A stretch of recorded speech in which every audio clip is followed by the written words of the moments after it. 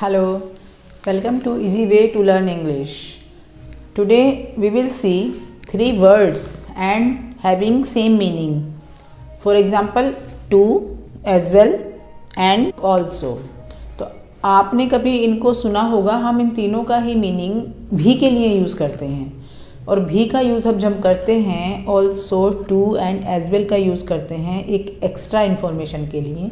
Suppose I ask you how are you, you will say I am fine, but आप उसमें एक extra add कर देते हो, मुझसे पूछ लेते हो and you, I am fine ma'am and you, तो it will be an extra information. I have to answer I am fine too, मैं भी ठीक हूँ. अब मैं यहाँ टू का यूज़ करूँगी, आई एम फाइन टू, और मैं ऑल्सो से भी बना सकती हूँ आई एम ऑल्सो फाइन, और मैं एज वेल का यूज़ करके भी बना सकती हूँ I am fine as well.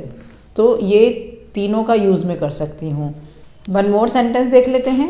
Suppose I am happy today and my friend is also happy, already she is happy, तो मैं उससे बोलती हूँ आई एम हैप्पी टुडे, तो she says I am also happy.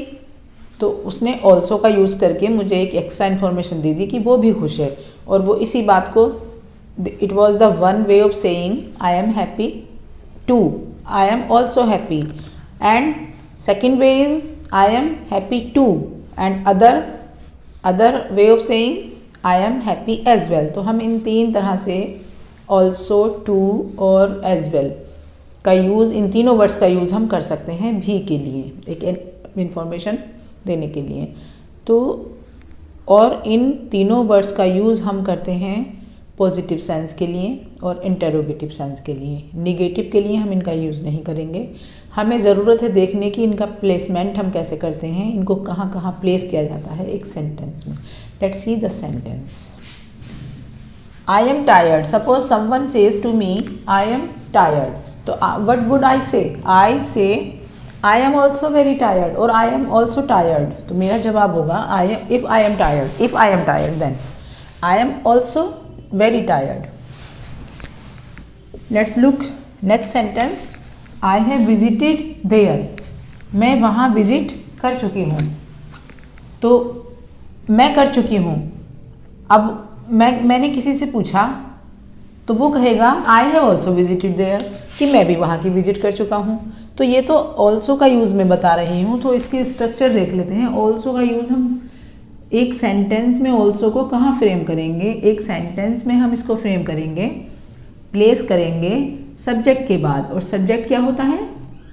Subject होता है noun और pronoun. Subject noun और प्रोनाउन ही क्यों होता है?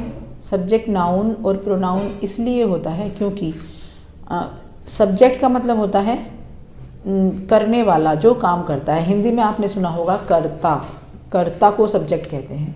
तो कर्ता जो काम करता है, जो काम करने वाला है, वो तो कोई noun is the name of a person, place और थिंग आपने सुना होगा, और एनिमल्स और फीलिंग्स. तो वो तो एक कुछ करने वाला काम होगा तो उसका कोई नेम भी होगा. जब उसका कोई नेम होगा तो वो नाउन होगा. अगर नेम की जगह रिप्लेस करके हम कुछ और लगाएंगे तो वो प्रोनाउन हो जाएगा, क्योंकि जो चीज़ें नाउन को रिप्लेस करती हैं. A pronoun is a word which replace a noun. जो नाउन को रिप्लेस करता है दैट इज़ कॉल्ड प्रोनाउन, तो वो प्रोनाउन होगा. That's why the subject is always noun और प्रोनाउन. तो यहाँ पर हम सब्जेक्ट लेंगे पहले, और सब्जेक्ट के बाद हम लेंगे वर्ब. तो फर्स्ट सेंटेंस में वर्ब है एम. I am tired. ये जो टायर्ड है ना, ये कोई वर्ब नहीं है यहाँ पर. ये तो हमने टायर की थर्ड फॉर्म बनाकर पार्टिसिपल बनाया है, उसका past participle. I am tired, मैं थकी हुई हूँ, यह इसे कहते हैं पास्ट पार्टिसिपल, और ये काम करते हैं एडजेक्टिव का. तो यहाँ पर कोई दूसरी वर्ब नहीं है, और जब कोई दूसरी वर्ब नहीं होती है, ओनली अ सिंगल वर्ब होती है, और वो बी की फॉर्म होती है. बी की फॉर्म क्या क्या होती है? बी की फॉर्म होती है is, am, are, was, were, has been, have been and had been. ये जो है बी की फॉर्म है. जब ये बी की फॉर्म के साथ हम किसी थर्ड वर्ब की थर्ड फॉर्म का यूज़ इस तरह करते हैं कि वो पास्ट पार्टिसिपल बन जाए और वहाँ वो एडजेक्टिव का काम करता है. तो यहाँ पर इस वर्ब को कहते हैं linking verb. This verb is called linking verb. तो यह लिंकिंग वर्ब है, तो हम सेंटेंस में जो यूज़ करेंगे तो वर्ब के बाद हम ऑल्सो का यूज़, सब्जेक्ट के बाद हम करेंगे वर्ब और हेल्पिंग वर्ब और लिंकिंग वर्ब। लिंकिंग वर्ब को ही हम यहाँ पर मेन वर्ब कहेंगे, क्योंकि लिंकिंग वर्ब के अलावा और कोई वर्ब ही नहीं है, तो that is also a main verb. Second sentence है आई हैव विजिटेड देयर, मैं वहाँ जा चुका हूँ। तो यहाँ पर ये हैव के साथ जब वर्ब की थर्ड फॉर्म आती है तो ये टेंस होता है, यहाँ पर हैव है तो ये होगा present perfect tense. Present perfect tense में जब हम ऑल्सो का यूज़ करेंगे तो हम करेंगे, अब ये यहाँ पर हेल्पिंग वर्ब है, इसको कहेंगे हेल्पिंग वर्ब, सपोर्टिंग वर्ब और ऑक्सिलरी वर्ब। इसके तीनों नाम हैं, helping verb, auxiliary verb and supporting verb. तो supporting verb and main verb visited, action verb जो मेन वर्ब है that is visited, helping just after helping verb and just before main verb, वहाँ पर हम ऑल्सो का use करेंगे। तो also का तो आई थिंक क्लियर हो गया होगा कि ऑल्सो को हम कहाँ यूज़ करेंगे। अभी और भी अब देख लेते हैं, अभी और भी सेंटेंस है ऑल्सो के। I can also Singh well, किसी ने पूछा माई ब्रदर सिंग्स वेल, तो अब मुझे किसी ने बोला है तो और मैं भी अच्छा गाती हूँ, तो मेरा क्या रिप्लाई होगा, आई ऑल्सो सिंग वेल। तो मैंने also, I can also Singh well. अब यहाँ पर ये मॉडल ऑक्सिलरी है। मॉडल ऑक्सिलरी क्या होते हैं, मॉडल ऑक्सिलरी के बाद हम ऑक्सिलरी ही क्यों लगाते हैं, मॉडल के बाद जो मॉडल वर्ब होती हैं उनके बाद हम हमेशा ऑक्सिलरी लगाते हैं। क्यों लगाते हैं, because modal verb never comes alone, always they have a main verb along with main verb, हमेशा उनके साथ एक मेन वर्ब होती है। जैसे कि I can also Singh well, तो यहाँ पर जो मेन वर्ब आई सिंग आई, मैं भी अच्छा गा सकती हूँ। तो मैंने कहा उसका सुनकर कि वो अच्छा गाता है, मैंने भी कहा I can also Singh well, मैंने भी उसको एक इन्फॉर्मेशन अपनी साइड से दी कि I can also Singh well. और ये वेल यहाँ पर कर रहा है एडवर्ब का काम, क्योंकि ये सिंगिंग को क्वालिफाई कर रहा है, सिंग को गाने को क्वालिफाई कर रहा है, और ये है एक वर्ब। जब वर्ब को, जो वर्ब को क्वालिफाई करते हैं वो कहलाते हैं adverb. Next sentence, she has also enjoyed there, मतलब किसी ने कहा कि मैंने वहाँ एंजॉय किया, तो उसने भी कहा she has also enjoyed there, कि उसने भी वहाँ एंजॉय किया, उसने उसकी बात भी बता दी। यहाँ पर she has also enjoyed there, same placement है, हैज़ ऑक्सिलरी वर्ब और हेल्पिंग वर्ब, और आप कह सकते हैं सपोर्टिंग वर्ब उसके बाद, and just before main verb. ये सेंटेंस भी प्रेजेंट परफेक्ट टेंस है, प्रेजेंट परफेक्ट टेंस, जिसमें हम helping verb has have and third form का यूज़ करते हैं, वर्ब की थर्ड फॉर्म का यूज़ करते हैं। नेक्स्ट है, अब मैं बताती हूँ आपको टू का यूज़। टू को हम कहाँ प्लेस करते हैं, आई मिस यू, किसी ने आपसे बोला आई मिस यू, तो मैं रिप्लाई में बोलूँगी आई मिस यू टू, और आई ऑल्सो मिस यू। अब हम ऑल्सो को नहीं कहेंगे फिलहाल, हम कहेंगे अब सिर्फ टू की ही बात करेंगे, I miss you to.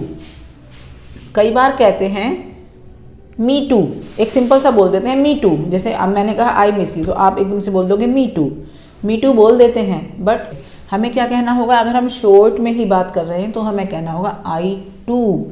Next sentence, I need to go to market, मुझे मार्केट जाने की ज़रूरत है, बट मेरी फ्रेंड को भी जाने की ज़रूरत थी, तो उसने मुझे एकदम से रिप्लाई किया I need to go to market too, मुझे भी मार्केट जाने की ज़रूरत है, मैं भी मार्केट जा रही हूँ।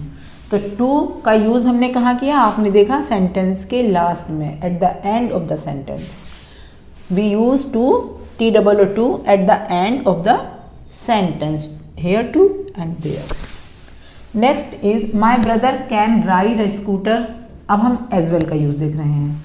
My brother can ride a scooter as well, किसी ने कहा कि I can ride a scooter, मैं जब हम स्कूटर चलाने की बात करते हैं तो हम राइड का यूज़ करते हैं, जब कार चलाने की बात करते हैं तो ड्राइव का यूज़ करते हैं। तो वहाँ यहाँ पर स्कूटर की बात है तो राइड की बात होगी। माय ब्रदर, तो एकदम से उसने रिप्लाई किया my brother can ride a scooter as well. तो एज वेल का यूज़ भी हम कहाँ करते हैं? At the end of the sentence. My nephew drives a car as well. मेरा भतीजा भी अच्छी कार चलाता है।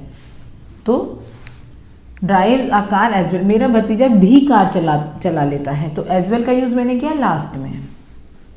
सेंटेंस 6 देखते हैं। He likes cricket too. अब मैं टू का यूज़ करा मैंने, किसी ने बोला मुझे क्रिकेट पसंद है, तो मैं क्या कहूँगी? मैं अपनी फ्रेंड को बोल दूँगी शी लाइक्स क्रिकेट टू, कि मेरी फ्रेंड को भी क्रिकेट पसंद है। और अगर मैं अपने आप की बात करूँगी, अब मैं ऑल्सो का यूज़ कर रही हूँ। यहाँ पर मैंने टू का यूज़ दिखाया आपको, यहाँ मैं ऑल्सो का दिखा रही हूँ। आई ऑल्सो लाइक क्रिकेट और they like cricket as well. तीनों का मतलब भी से ही है। तो इस तरह से हम इनका यूज़ पॉजिटिव सेंस में कर सकते हैं, also, too and as well. इनका यूज़ हम अब करेंगे इंटरोगेटिव में। इंटरोगेटिव में कर सकते हैं जैसे कि आर यू गोइंग टू, क्या आप भी जा रहे हो? शुड आई ऑल्सो लीव, क्या मुझे चले जाना चाहिए? इज शी ऑल्सो गोइंग, क्या वो भी जा रही है? अगर कोई बताता है मैं जा रहा हूँ, तो क्या वो भी जा रही है तुम्हारे साथ? Is she also going, is she going too, is she going as well. इस तरह से हम इनका इंटरोगेटिव में यूज़ करते हैं। तो हम निगेटिव के लिए अब क्या यूज़ करेंगे, क्योंकि ये तो पॉजिटिव हो गया, इंटरोगेटिव हो गया। तो निगेटिव के लिए हम यूज़ करेंगे neither and either. Mostly either का यूज़ करते हैं और नीदर का भी करते हैं। आपकी मर्ज़ी है, आप ईदर का करो या नीदर का करो, दोनों ही बहुत अच्छे वर्ड हैं। Now let's look the use of neither and either, भी के सेंस में और निगेटिव के सेंस में। तो first example is I could not sleep last night either. Means किसी ने कहा कि आई कुड नॉट स्लीप, किसी ने कहा I could not sleep last night. तो उसके जो जवाब में हम कहेंगे, अगर हम ईदर का यूज़ करके बोलेंगे तो हम बोलेंगे I could not sleep last night either. Either को हमेशा लास्ट में ही यूज़ किया जाता है भी के सेंस में। नेक्स्ट है he did not take lunch either. Means उसने भी लंच नहीं किया था, उसने भी लंच नहीं किया था। जैसे मैंने बोला कि I did not take lunch, तो उस सामने वाला बोलेगा I did not take lunch either. He has not bought a TV either, उसने भी टीवी नहीं खरीदा। I have not watch the movie either, मैंने भी वो मूवी नहीं देखी है। I am not hungry either, मैं भी भूखा नहीं हूँ या मैं भी भूखी नहीं हूँ। अगर कोई सामने से बोल रहा है आई एम नॉट हंग्री, कि मुझे भूख नहीं लगी है, मैं भूखा नहीं हूँ, तो मैं उसके मुझे भी अगर भूख लगी तो मैं यही बोलूँगी I am not hungry either. और ऑल्सो का यूज़ करूँगी I am also not hungry. Too का यूज़ करूँगी तो I am not hungry too. तो इस तरह से ऑल्सो, टू, ईदर एंड और एज वेल का यूज़ करूँगी तो I am not hungry as well. As well भी सेंटेंस के बाद में लगेगा। तो इतना तो हम सीख चुके हैं। अब हम देखते हैं नीदर का यूज़। नीदर का यूज़ कैसे करेंगे, इन्हीं सेंटेंस के थ्रू मैं आपको बता देती हूँ। जैसे मुझे कहना है I could not sleep last night either, तो अगर मुझे इसका आंसर, इसका जवाब, इसके बारे में जो आंसर बैक करना है या जो भी कहना है, ईदर में ना यूज़ करूँ और नीदर से बनाऊँ, तो मैं कहूँगी, सिंपल सा एक तरीका है इसको देखने का, इसकी हम हेल्पिंग वर्ब देख लेंगे। इसकी जो हेल्पिंग वर्ब है वो है कुड। तो नीदर, मैं कहूँगी मैं भी रात नहीं सो सकी ढंग से, तो नीदर कुड आई। बस हमें नीदर और उसकी हेल्पिंग वर्ब सेंटेंस की, जिस टेंस में भी बात हो रही है उसी टेंस की जो वर्ब है वो लगानी है। उसके बाद neither could I. Next, he did not take lunch either. अब आप समझ ही गए होंगे क्या लिखना पड़ेगा, मुझे क्या बताना पड़ेगा। नीदर, हेल्पिंग वर्ब क्या है इसकी, did. Neither did he, neither did he. He did not take lunch either, उसने भी लंच नहीं किया है। नीदर डिड ही, उसने भी लंच नहीं किया। सेम ही सेंटेंस है, बस हम तो नीदर और ईदर का यूज़ देख रहे हैं कि कहाँ पर नीदर किस तरह से करना है और ईदर किस तरह से करना है। तो नीदर को हम स्टार्टिंग में लगाएंगे, सेंटेंस को लंबा बिल्कुल नहीं करेंगे। नीदर डिड ही, उसने भी लंच नहीं किया था। He has not bought a TV, तो अब बताइए क्या बनेगा इसका। Neither helping verb has, neither has he, उसने भी टीवी खरीदा है, नहीं खरीदा है। I have not watch the movie either, तो नीदर से कैसे बनाएंगे, neither have I, neither have I. I am not hungry either, neither am I, neither am I, इसका बन जाएगा नीदर एम आई। पहले नीदर, उसके बाद वर्ब जो भी हमें लगानी है, यहाँ पर एम है, नीदर एम आई, मुझे भी भूख नहीं है, नीदर एम आई। तो I think it will be clear to you the use of also, neither, either, to and as well. Now let's see the proverb of today. Proverb is to make a mountain of a mole. मोल होता है एक छोटा सा तिल जो हमारे कहीं भी होता है, यहाँ कहीं भी एक तिल होता है, मोल। मेक अ माउंटेन, उस मोल का, माउंटेन का मतलब बहुत बड़ी चीज़, मोल का मतलब बहुत छोटी चीज़। तो सेंस प्रोवर्ब का है तिल का ताड़ बनाना या राई का पहाड़ बनाना। इसका मतलब तो है राई का पहाड़ बनाना, राई का पहाड़ बनाना और तिल का ताड़ बनाना, बोथ आर सिमिलर थिंग्स। जैसे आपने कोई बात बोली किसी से, अब वो जब किसी दूसरे से बोलेगा तो उसमें 2-3 वर्ड्स अपनी साइड से और ऐड कर देगा, वो किसी और से बोलेगा तो और वर्ड्स उसमें ऐड कर देगा, और किसका मिजाज कैसा है वो अपने हिसाब से उसमें ऐड करते चले जाएंगे। कोई 2 वर्ड्स ऐड करेगा तो कोई 4 ऐड करेगा।